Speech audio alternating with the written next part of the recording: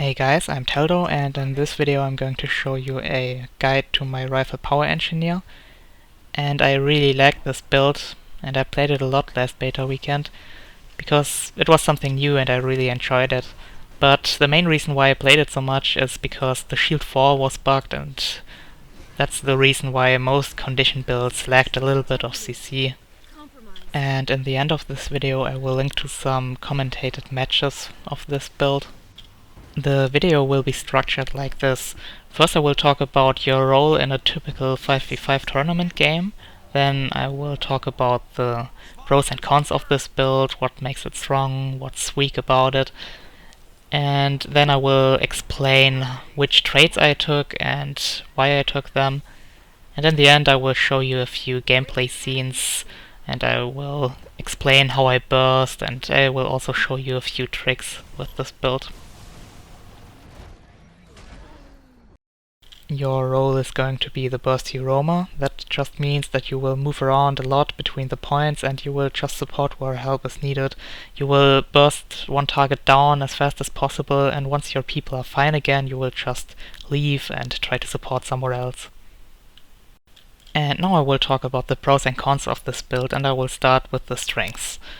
One of the strengths is obviously the high burst. You can kill people really fast, you can deal huge amounts of damage in a short amount of time, and that's pretty important as a roamer in my opinion.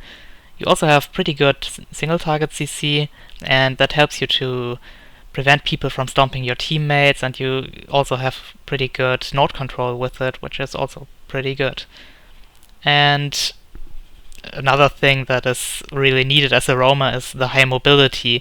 You have perma swiftness, which isn't the best mobility in the game, and Ellie still has better mobility, but it's pretty good, and it's good enough in my opinion. And a special thing about this build is that it has a very long range, so you can just stay on the high ground and support people from a very long range, and I will show you a few gameplay scenes for that and explain more about that later on. Also, I think the build has a pretty high skill cap compared to other classes and builds, and I really enjoy that. I found a lot that I could improve on, and I think that's pretty cool. The weaknesses of this build are that you are very squishy and you die pretty fast, so you rely a lot on your invulnerabilities to stay alive. Also, it has little synergy in teamfights. You only bring your damage to the teamfight, which isn't that great. You have no AoE heals or any buffs for your teammates. And a big thing is that you have no condition removal, so that also makes you pretty weak in 1v1s against condition builds. Because if a thief with a condition build comes from stealth and dots you fully, you can't do shit about it and you will just die, which is pretty sad. And the burst is pretty hard to hit because most of your burst is just easily dodgeable by just strafing around. You don't even have to press the dodge key, so you need to CC your enemies before you try to burst them, and even then they have still stun breakers and invulnerabilities and stuff like that, and it's pretty easy to avoid your burst if the people know how to do it. Also, it's pretty hard to learn because you have to combo a lot, and yeah, as said before, you need to CC before you hit your burst, because if you miss it, you're pretty much screwed. You won't do much more in a team fight than if you miss everything. And now I'm gonna be talking about the build I'm running. I choose the rifle, obviously, because it's the only weapon which scales with power on the engineer, because the pistols don't scale at all really, and the shield doesn't either. So yeah, that's the only choice. The rifle offers some good sustained damage with the 1 on a huge range, and it also has some good single target CC with the net shot and the overcharged shot. The net shot can be dodged by strafing, but that's still okay. The blunderbuss gives pretty good burst and melee range, and it is also AoE. And the jump shot is also huge burst, but it's pretty hard to hit because it feels very unresponsive. Sometimes there is no cast time on it, and sometimes there is like 1 second cast time on it, and you also need 1 second to land, and if that happens you're very vulnerable during that time. It's pretty much like you stun yourself, so I don't use it that often, but sometimes when I'm safe I use it to do some extra burst. And the first utility, or the first heal skill I take is the medkit, because the medkit overall is very, very good. It's pretty much like a normal heal on F1 on only 20 seconds cooldown, and it heals pretty good amount of damage. And it also gives you this whole set of new skills if you swap to the kit.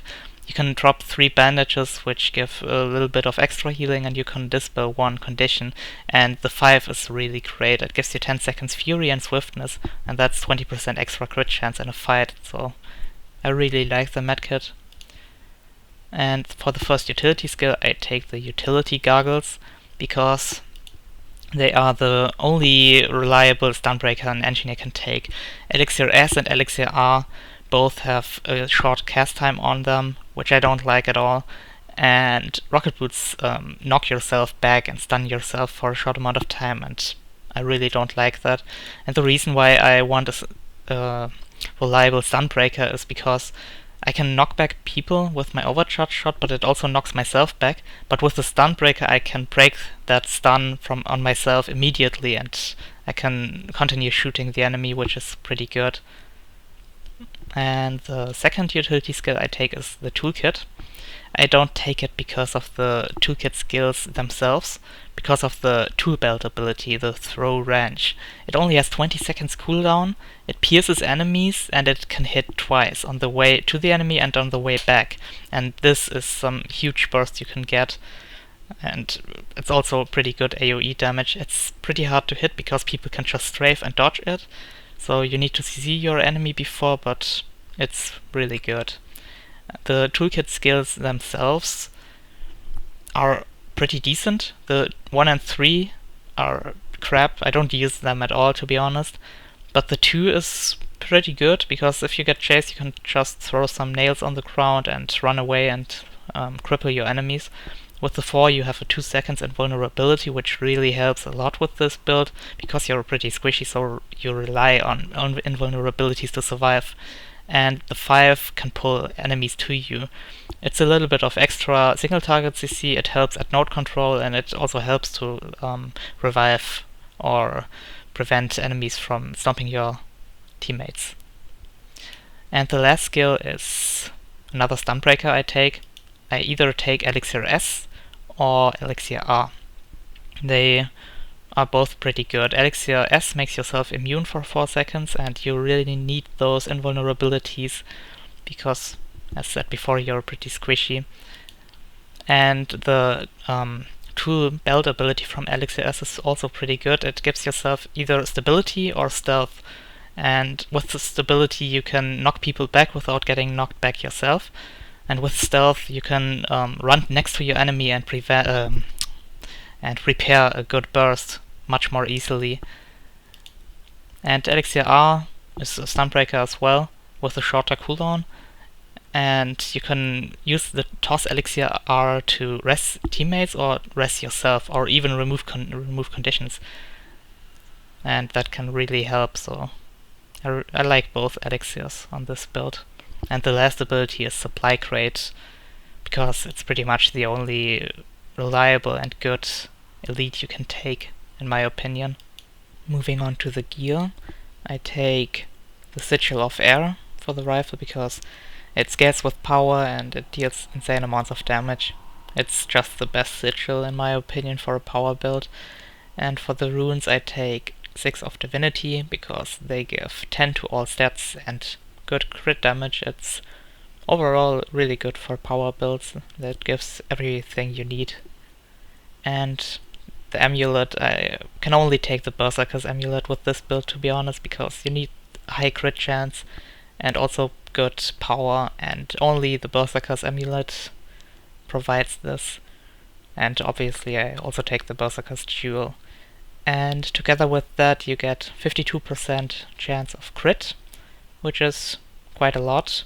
Together with Fury you would get 72%, and that's really a lot of crit. And 2k power, which is also quite nice. And the traits, I take 10 in explosives, 30 in firearms, 10 in alchemy, and 20 in tools. And the reason why I take 10 in explosives is the incendiary powder, because I have a high crit chance, and with that high crit chance, I can apply a lot of burning, and even though I don't go for condition damage, it's still a lot of damage. I think it takes for around 500 or something like that, which is still quite a lot. And I take 13 firearms because I want to, I don't know, I use the rifle the most in this build. I don't use toolkit that much, and that's why I want to buff the rifle as much as possible, because I deal the most damage with it.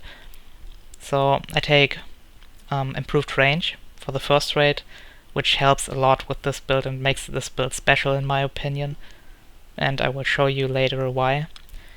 20% shorter recharge also helps a lot, because I mostly use rifle abilities, and 10% more damage, self-explanatory. And I also take 10 in alchemy, because I need a little bit of more survivability, and this helps a lot. And I either take 20% reduced cooldown on elixirs, or I use every time when I get swiftness I also get vigor, which also helps a lot. So yeah, you have to make the decision if you want shorter cooldown on your elixir, or if you want to dodge a little bit more in a team fight. And for the tool skills, I take 20 points in tools because it gives 20% more crit damage, which is a lot, and 20% reduced cooldown reduction on all your tool belt abilities. And your tool belt abilities are your heal, throw range, and analyze, which are really important for this build, and so it really helps a lot to reduce this by 20%. And for the first big trait, I take the static discharge, which is very important because every time you use a tool belt ability you will discharge a lightning bolt, and this lightning bolt can bounce between the targets 3 times, and it can crit for around 1.2k I believe, and that's a lot. That's really a lot, and it really helps. The 15 points little trait gives you a cooldown reduction on all your tool belt abilities when you drop below 25% HP. This means you can burst another time or heal yourself again if you drop low. It's also really great. And for the 20 points trait I take speedy kits. It gives you pretty much perma swiftness, and it also helps a lot with roaming around. You pretty much need that. You could also take reduced cooldown on your where is it? Reduced cooldown on your gadgets to reduce the cooldown on utility goggles, and you could also take rocket boots as another stun breaker, but I don't like it that much. I rather have more roaming abilities with this build. And now I'm going to show you a few gameplay scenes and try to explain them. The best way to burst is on max range. You should try to CC your enemy first, like I did with the net, and then use both analyze and throw range, which will both cast a lightning discharge which deals good damage. And you should try to hit your throw range on absolute max range, so it hits your enemy twice immediately, on the way to him and on the way back, so he has no time to react to it and dodge it or something like that. And that's a way to deal really good burst. You should always try to CC your enemy before using your burst, because if you miss your burst you're pretty much screwed. I stun him with the elite here, use both analyze and throw range, and follow up with a blunderbuss and melee range. Here's pretty much the same situation, but this time I can hit the net shot safely because he's too close and he can't dodge it by strafing. I used the same burst as before. And here you can see why immunities are pretty important on this build. I dodge in the start, then use Elixir S, and before it goes off I use a dodge again, and afterwards I use my toolkit block. And this helps me to survive for a much longer time. And then I turn around and try to CC this Mesmer with my net shot and use my jump shot afterwards. And this is pretty dangerous, but it deals huge amounts of damage if you're safe enough to do it, because it stuns yourself pretty much for that time. Here I am CCing a Mesmer with my net shot and use my standard burst. Together with the blunderbuss, he goes down immediately and I try to stomp him, but there's still a ranger behind me and my burst is on cooldown now. So after I stomped him, I try to CC the ranger with my knock back and break the stun immediately with my utility goggles. Then I immobilize him and move close to him to try to use my jump shot because everything else is on cooldown, but he breaks the stun and dodges away. And now I'm going to show you a special thing about this build. I see that 3 people respawned, I call it to my team, and then I go to this high ground and try to shoot them on range. I can hit this necro to 50% already before he even starts the fight. And then I move to the next high ground and I can support my teammates from above here. I can just shoot my 1 to the enemies and deal pretty good sustained damage. I know the damage isn't that great, but it's enough for not really taking part in the fight. And during that I can also cover the southern point from here, because I see when someone goes there and I can run after and defend it immediately. So that's a big strength in my opinion. And here's a small trick. Elixir S makes you immune to damage and CC, but you can also stomp enemies during that or res teammates. And another trick, Elixir R cannot only be used to res your allies, it can also be used to res yourself. And here I throw it to the ground just before I go down and now I'm getting healed. I just need to survive and prevent them from dealing too much damage or stomping me so I get rest again. The Toolkit 5 skill is very effective in node fights. Here I pull a Guardian and run behind him and knock him down the clock tower, so we don't have to take care of another enemy during this fight. The guide is pretty much over now, and as promised here are the commentated matches. Tournament 1 is already available and Tournament 2 will be up shortly. And I thank you very much for watching, I hope you enjoyed it, and I'm very open for feedback because I think I could improve a lot on this guide probably. And yeah, see you guys next time.